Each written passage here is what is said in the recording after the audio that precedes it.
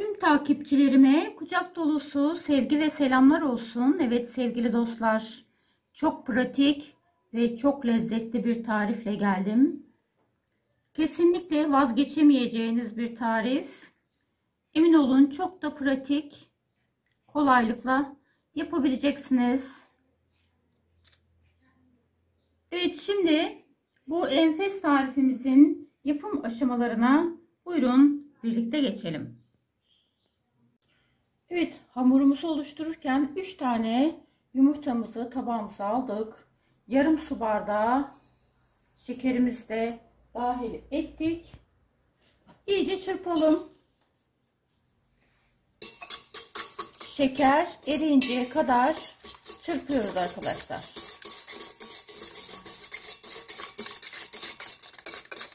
Evet, yumurta ve şeker iyice birbiriyle özdeşleştiğine kani olduk.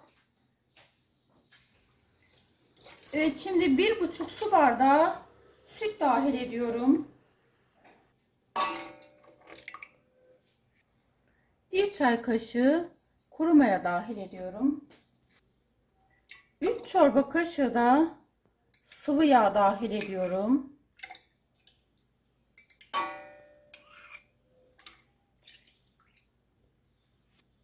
Ve tekrar çırpıyoruz tüm malzemelerimizi birlikte.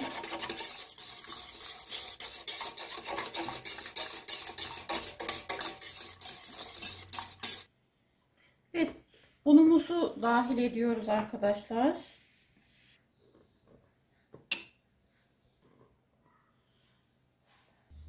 Ve hemen üzerine 1 çay kaşığı tuzumuzu dahil ediyoruz. Ve hamurumuzu yoğurmaya başlıyoruz.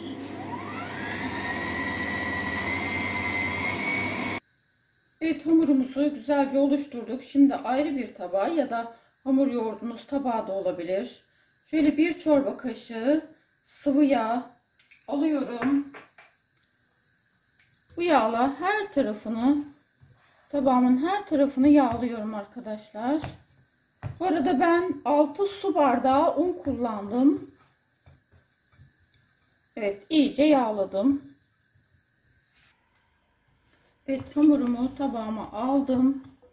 Gördüğünüz gibi harika bir hamurum oldu. Ölçülerim tamdır. Aynen kullanabilirsiniz arkadaşlar. Evet, her tarafını çevire çevire yağlamış oldum. Şimdi üzerini kapatıp mayalanmaya bırakıyorum. Evet, gördüğünüz gibi hamurum çok güzel mayalandı. Yaklaşık 1 saat bekledim. Vaktiniz varsa 1 saat bekleyemeyecekseniz mayalanması için fırınınızı 50 dereceye kadar ısıtın. Sonra kapatın fırınınızı.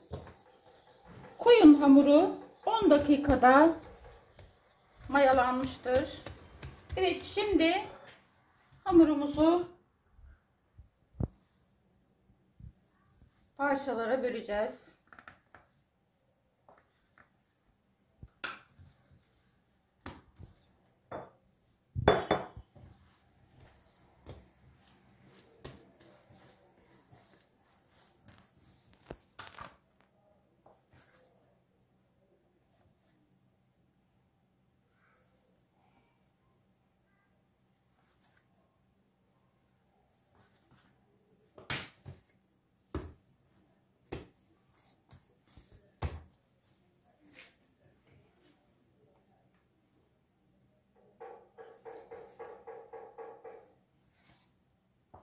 Toplamda 10 bezemiz oluyor.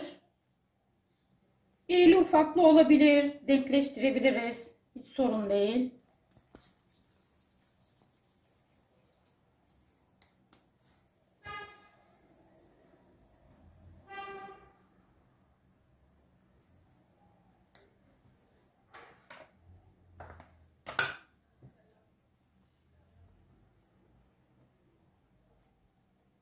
Böyle eşitliyoruz.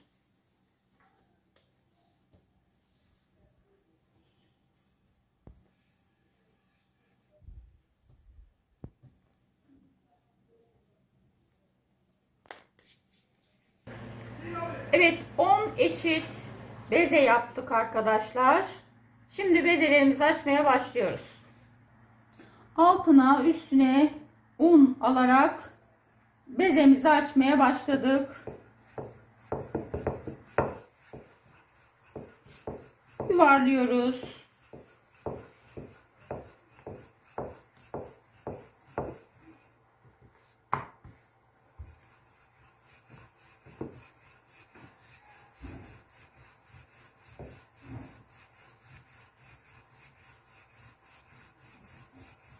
Evet, hamurumuzu gördüğünüz gibi açtık.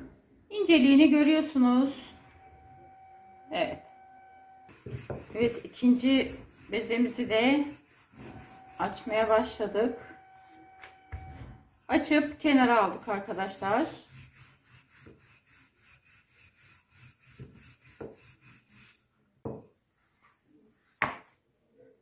Bezelerimizi açıp kenara alıyoruz. Öncelikle 5 tanesini açıp kenara alacağız. Evet, 5 tane bezemi açtım. Yaklaşık 1 tatlı kaşığı kadar oda sıcaklığında erimiş tereyağımı üzerine sürüyorum. Her tarafını denk gelecek şekilde süreceğim arkadaşlar. Evet, her tarafına gelecek şekilde sürdüm arkadaşlar.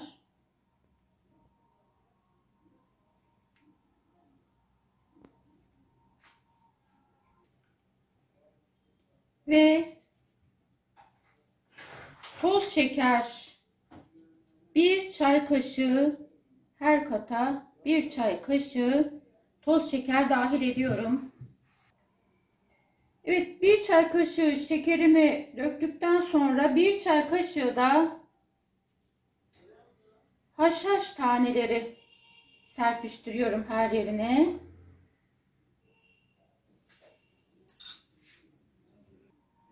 Evet, diğer hamurumu üzerine koyuyorum. Evet. Güzelce yerleştiriyoruz. Hamurumuz çok güzel arkadaşlar. Bu şekilde yerleştirdik. Tekrar yaklaşık 1 tatlı kaşığı kadar tereyağı, oda sıcaklığındaki tereyağımdan aldım.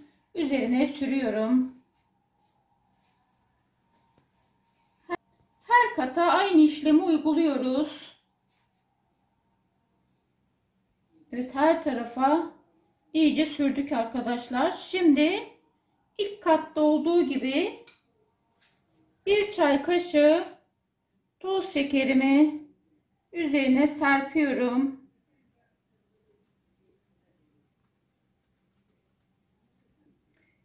Yine 1 çay kaşığı haşhaş tanelerimi serptim.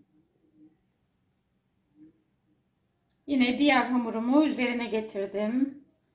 Her kat için işlemi aynen tekrarlıyoruz. Evet, 5. hamurumu da koydum. 4 araya malzeme koydum arkadaşlar. En üste koymuyorum. Evet, şimdi öncelikle 4'e bölüyorum.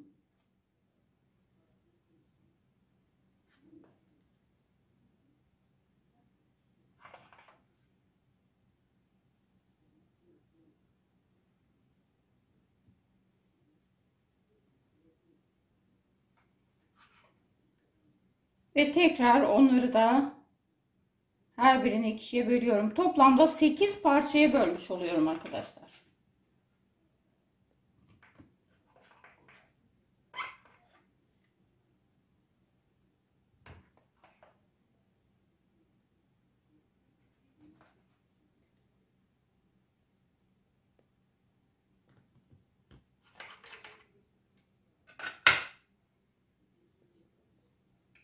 Ve şöyle alıyoruz. Evet, şu ucunu alıyorum. Şöyle koyuyorum. Diğer ucu da alıyorum. Üzerine koyuyorum.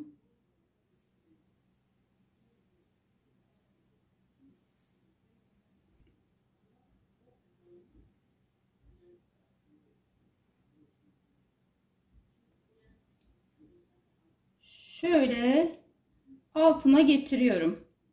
Bakın şu taraftan altına getiriyorum. İşlem bu.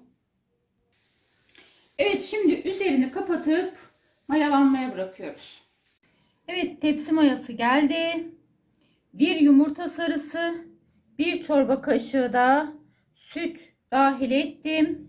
İyice karıştırıp hemen onu sürmeye başlıyorum.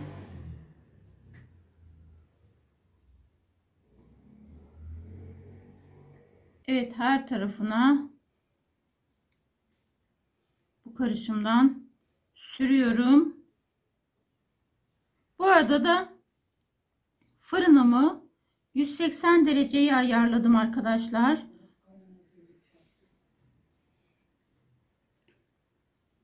Ve tamamına sürüyoruz bu karışımı.